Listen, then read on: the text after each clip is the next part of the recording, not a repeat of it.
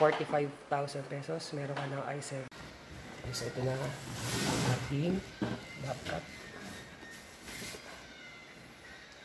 Silver ang kanyang kulay, silver gray. And napagaan niya lang. Siguro mga ano to, mga 1/2 kilo? Hindi, wala tayong kilo eh. 1/2? Mga 0.5, ganun lang. Ito, bukas mo. Ito. So,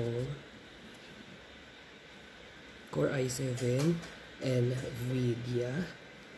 And ito ang kanyang mga specs. Bukas na natin.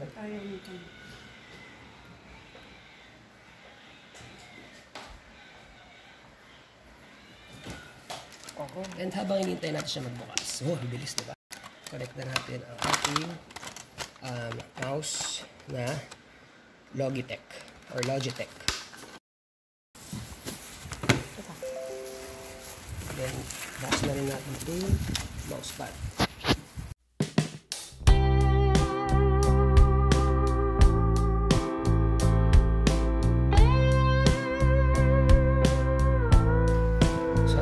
Wireless. Toyo, ikaw connect natin dito.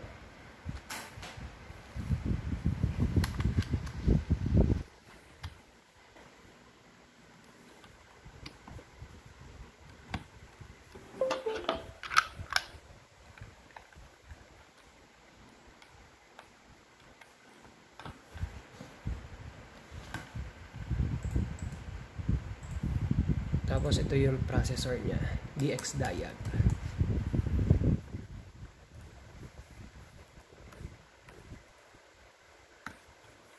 Yan. Windows 10. Windows 10 English. Tapos ang system model niya ay VIVOBook ASUS laptop. CPU at 1.8 GHz. And meron siyang 8 CPUs. So, kumaga meron siyang 8 utak.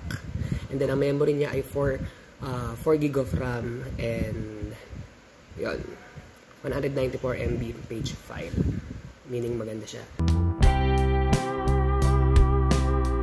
Tapos, ang graphics niya rin ay talaga namang napakaganda rin.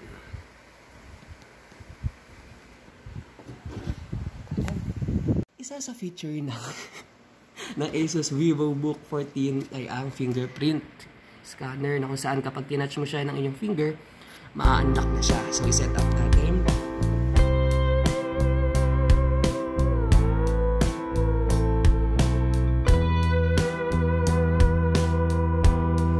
Ayan ay isa sa mga paraan para ma-unlock.